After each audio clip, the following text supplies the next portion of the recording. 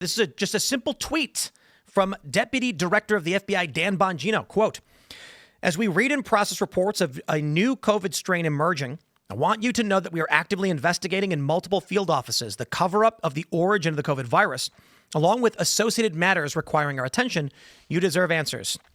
I am just going to, because I want to believe, I'm just going to mentally insert in the middle of this statement an implied Fauci is going to get arrested for his perjury when he lied to Congress. And that was a Newsweek story that he did.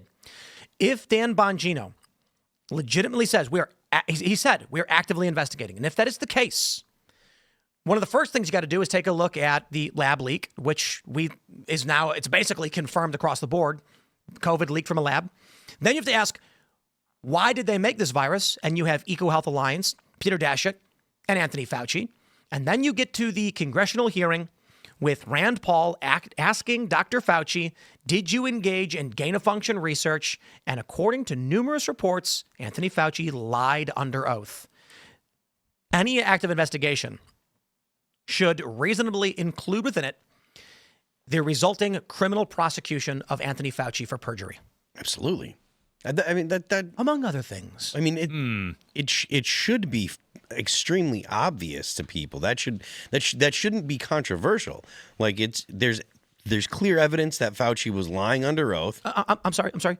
Fauci was untruthful. That's what Newsweek said. In quotes, even. I see now. Which is perfect. But I mean, it is a terrible development or a terrible condition that the media literally runs interference for people like Fauci that are responsible for, some terrible medicine. We'll leave it at that. Hey, guess what? Now you understand. Well, not now you understand. Viruses. I don't mean it to sound patronizing or condescending here.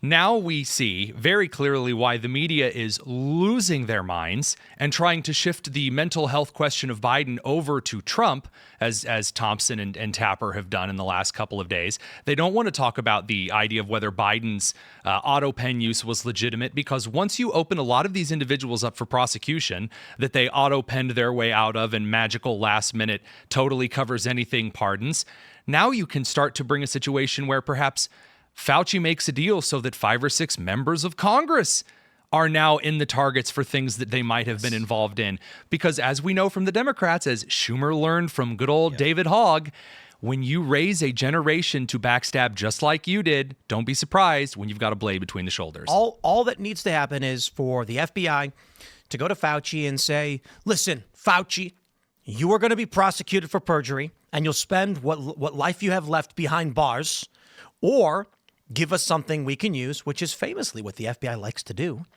And then Fauci says, listen, I'll give you what I can. Just please don't arrest me. And then you end up with evidence against maybe, as you mentioned, some members of Congress who are complicit in covering things up.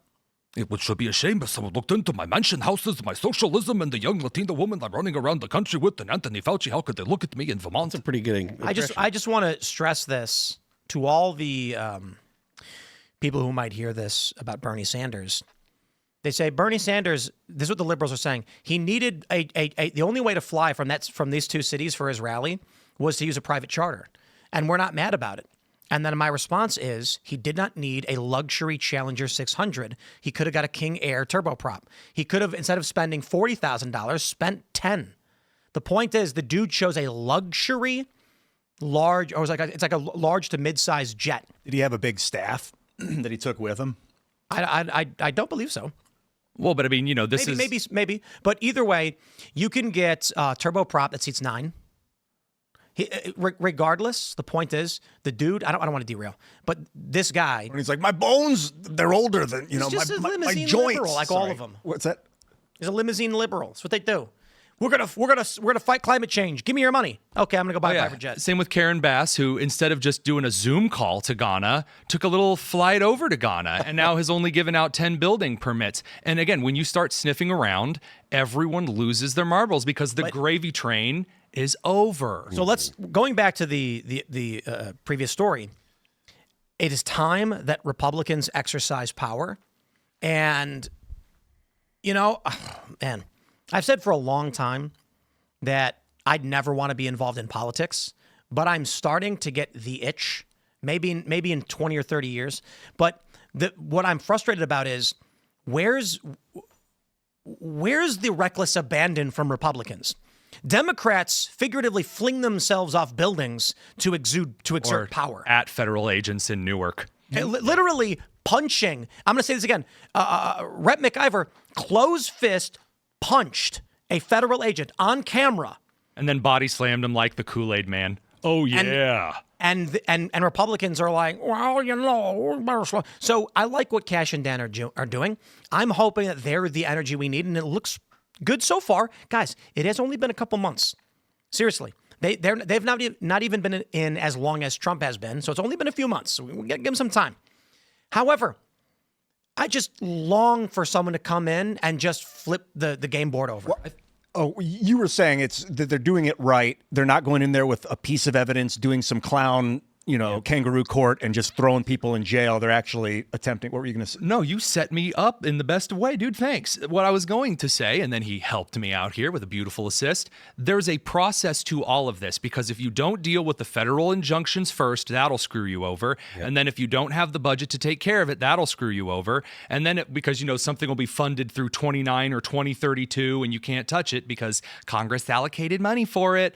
And you have to take these things one at a time. One thing that is very clear about this administration, this is my highest praise for Trump, is that he took that 4 years in purgatory, 4 years in hell once it reached indictment season, and he planned out a lot of moves. Trump doesn't do a ton of planning a lot of times. He just kind of walks in and says, I want it, and I want it now.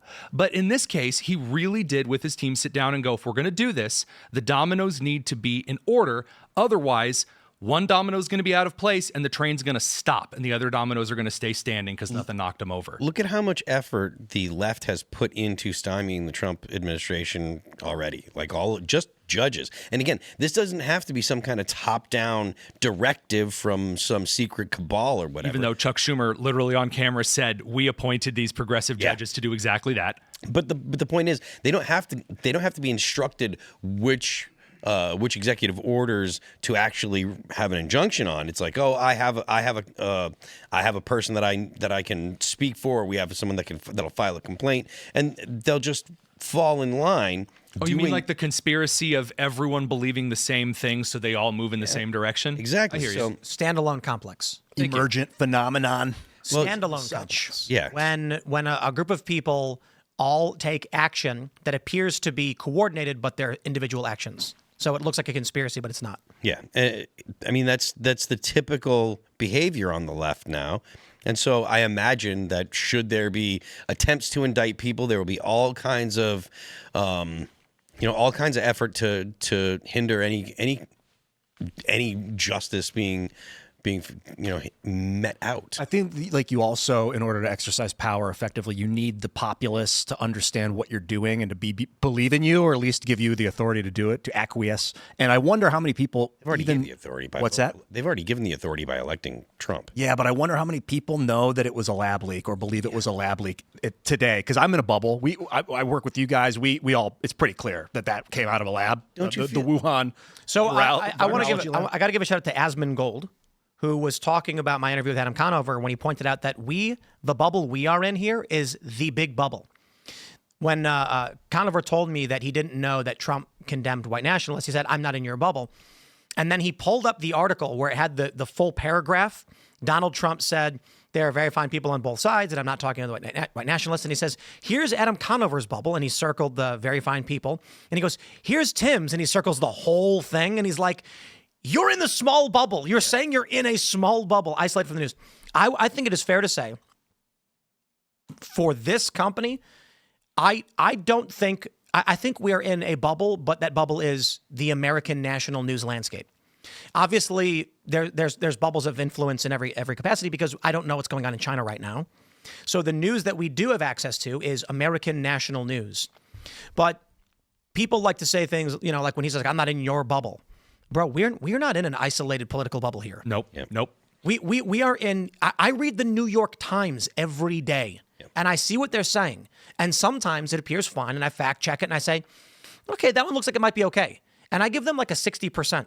But when it comes to politics, you can really see when they ham it up, when they're doing poorly. When Politico is reporting on kind of beat stuff around the country, I give a lot of praise to Adam Wren from Indiana Politico. He genuinely tries to appear to set aside a lot of his personal biases to report news. And then you have the guy who says, I can't remember the guy's name, but the Politico article from this week, here's what the Democrats' shadow cabinet should be. Yeah. Bill Nye, Still- Letitia James. It kind of That was a funny article, by the way. It was incredible. They're still talking about shadow government. Yeah, the They're shadow still- hearings didn't work out. We stopped hearing about that, by They're the way. still rejecting the will of the American people. This is a fascinating thing from my time with Bill Maher, who I thought was great. Obviously, we disagreed, but I've sat down with so many liberals who think things that are factually incorrect, and they get snooty with you, they get angry with you, they attack you. Bill didn't do any of those things. Certainly, there's a little agitation, but he always tried to keep things, chill, and that was great. Also, he was smoking a lot of pot. That'd be very true. But he told me, you've been watching too much Fox News. And I think my response was and CNN and Politico. It's fascinating that for the liberal bubble, they say, don't watch Fox News. And I'm like, I try to watch all of it. I try to read all of it. I don't want to be in a conservative bubble only reading the Examiner and The Daily Signal. Breitbart or the Daily Signal. No, I got you. But I read it all. And the Federalist, and I'll read the New York Times, and I'll read CNN. And when I want to abuse myself, I'll listen to NPR. Al How about Jazeera. this? Right now, the sources that we have pulled up. First of all, we used the New York Post. Oh, they say it's right-leaning. I've got Newsweek. That's not right-leaning. It's slightly left. We've got Politico, left-leaning. Mediaite, left-leaning. Axios, left-leaning. And Daily Mail, moderate to slightly right, but British. And you haven't included the clips that you've played, including CNN and MSNBC and Fox News. You've a wide variety. And the reason I bring this up is, and with all due respect to Bill, by all means, I told him, I think one of our most viewed videos is criticizing him, and he laughed and said, you're allowed to be wrong. And I appreciate he doesn't freak out like these other libs. But his response is, you've been watching too much Fox News. He can't see that he's in a liberal hive bubble that he can't see out of. And so if I present him with counter information, I think the issue was when I brought up that Ukraine, he said, Trump went on TV and told Russia to help him out. I laughed because Trump said, if you do got something. And then he was like, and Paul Manafort ends up getting, convicted or whatever. And I said, yeah, you know where those documents came from, right? Ukraine. And he was like, what? I'm like, Politico reported this. So when he says, you've been watching too much Fox News, I'm like, brother, this is Politico. I'm not getting this from Fox News. Yeah, he just doesn't read these things. And the fear of not looking in one, because there's a lot of different bubbles. You're probably within like 1,000 different bubbles at once, and maybe we share like a couple hundred bubbles, and then there are other bubbles we're not part of. If someone tells you don't look at that piece of that news company, you're probably going to want to look at it. There are things in the world that you shouldn't look at, like CP. There's like vile things that you shouldn't get involved in that bubble. But when it comes to news, I think that there's no news so dangerous that it will radicalize you to evil. I don't think so if you have a smart, open brain. I'm going to give a shout out to Ashton Forbes. Do you guys know Ashton? Mm-hmm. Yeah. He's been tracking the MH370 story. And boy, if you're entering that story from the surface, it sounds nuts. Teleportation technology, Gorgon stare videos of orbs circling a plane. And I'm like, I'm a skeptic.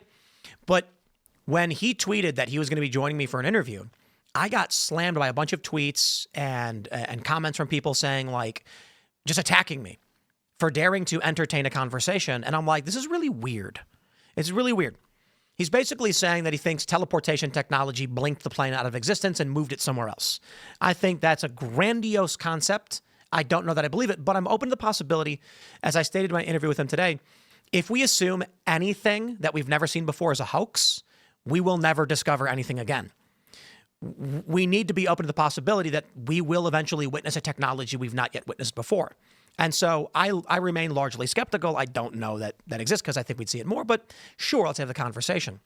But I pointed out to him, I've had flat earthers come on my show and we've debated. Nobody cared. Nobody tweeted at me, how dare you? We had geocentrists come on the show and argue the earth is the center of the universe and nobody cares.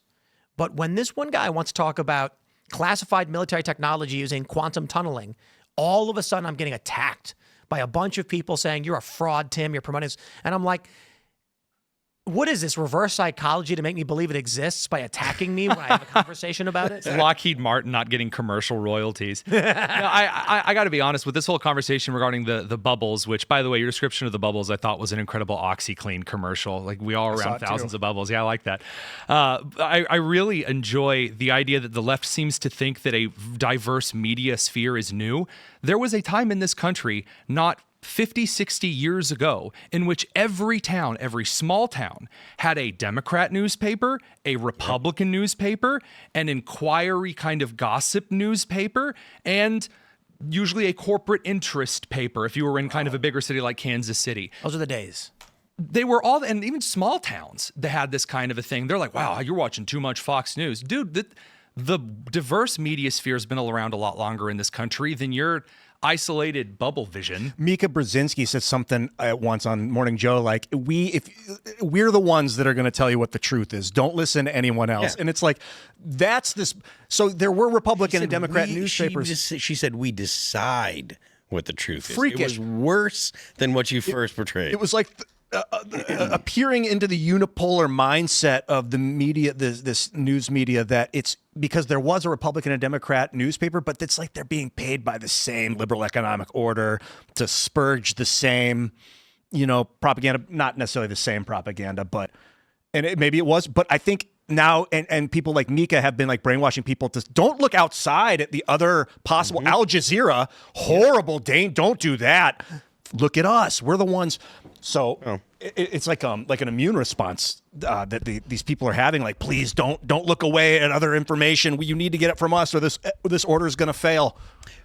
I do think that Al Jazeera is probably not the best place to go. It's not but you shouldn't not listen to Al Jazeera. But I would probably check.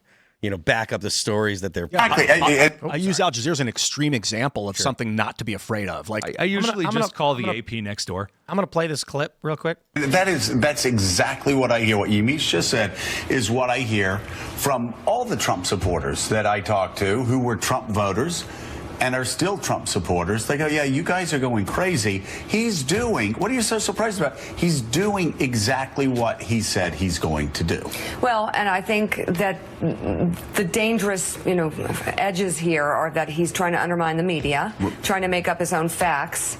And it could be that while unemployment and the economy worsens, he could have undermined the messaging so much that he can actually control exactly what people think, and that is our job. Yeah, if you look at the issues, and that is our job to control what people think. Hunger Games level, fucking crazy central power authority. Remember when Joe Scarborough was like, he's like, I was wrong when I said Joe was cogent, and then everyone leans forward. I undersold him. Yeah, this version of Joe Biden is the greatest version of Joe Biden, the sharpest version of Joe Biden. Yep. So you're telling me he can do a Joe Scarborough? Neither of you tried doing an impression of Mika Brzezinski? I feel cheated. Well, they're both very dry personalities. Well, there's also the testosterone. So Mika Brzezinski is vanilla pudding. Like, how do you do an impersonation of someone who's flat? I just imagine getting kicked in the crotch and then trying to do the news, and I just kind of go from there. Fix your posture. But I disagree because that implies some kind of emotive, like emoting. Mika Brzezinski is just too flat. So the funny thing is that we accidentally talks like this, and that's our job. And it's like, okay. We accidentally brush against something interesting, is this idea of the exceptionalism behind titles and the job and the degree that you have, that simply because you speak in a monotone voice and you have that new 21st century transatlantic, you're listening to this channel, like that kind of thing, that gives them the expertise. And because you talk like a normal person on a podcast, that means, well, you're not real news like the person who went to Brown. This really is the world they live in. These people who work in media and broadcast media, they get trained to talk like this. Today, Donald Trump said that a dog would be arriving. And it's like, why are you talking like that, dude? Why are they talking like that? Because they're trained. It's the modern. Yeah, it's the modern. It's like, you had the old transatlantic. I say, like now you have this. It's broadcast. It's like broadcast diction. It's like an authority. That's why, it's exaggerated a bit. But you'll be watching the news. And I'm like, I'm standing here outside of the old Winchester Reminds factory. Me of Family Guy. Apples. Very much. Well, that's the joke they were making. Yeah. The Trisha Kwan or whatever. I'm standing here outside every time. And in the podcast era, this is fascinating because it goes back to actually Vice. I think Vice was one of the first iterations of this. Granted, they had a fall from grace, but still. They were interviewed by the New York Times. I think it was with David Carr. And he was like, what gives you the right to go and do these stories? Like, who are you? And he's like, I can't remember who said it, but they said basically Vice was like learning the news from a dude you're sitting at the bar with. Before them, all news was, I'm sitting here in Timcast IRL studios. Phil is to my right. And then Vice came along and they were like, so we're walking through a jungle and like some guy came up and he had like a club or something. That was weird.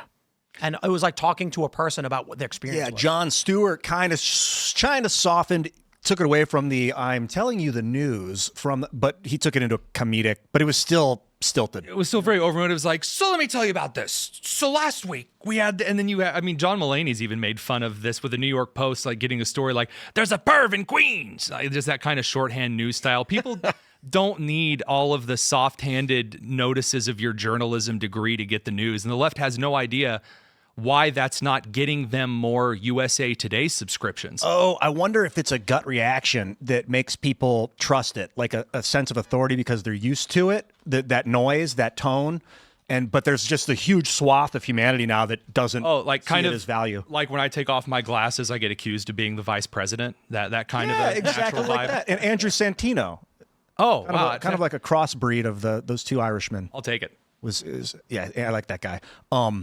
So because when I see that people talking like that news voice, I am turned off by it. Especially when you play them all in sync together, like during the COVID pandemic, and they're all saying the exact same things about misinformation. And because the same journalistic way they speak is also combined in that large news press briefing that was given to them, you can play all of those videos at the same time and they all sound in sync with each other. Now they realize they can't do that. So I don't know if you guys have noticed this. MSNBC, Politico, CNN, they tried very briefly to do the Trump ambushed Cyril, the South African president. Then they've already fractured into a million different angles on things because people just don't trust the narratives. They no longer drive the news. Now they're the ones following the cycle. The ambush term, I saw a clip where it was just newscasters after newscaster saying that Trump ambushed the president in the White House. I think Chaya Reishik compiled like all of the... So that after that, you're saying they were all like, oh crap, they scattered like roaches in the light, like not like no, more not roaches scattering, but the first, I don't know. I imagine a game of tag where everyone then starts running away from the person that's it. They are active, they are moving, but there's not really any coordinated effort because everything's being shaken up. And also, half of their informants inside the administration have been fired. So they're really up a creek without a paddle or, an audience to watch them. Thanks for checking out this clip from Timcast IRL. Make sure to watch the show live Monday through Friday at 8 p.m. Subscribe to this channel, and we will see you all there.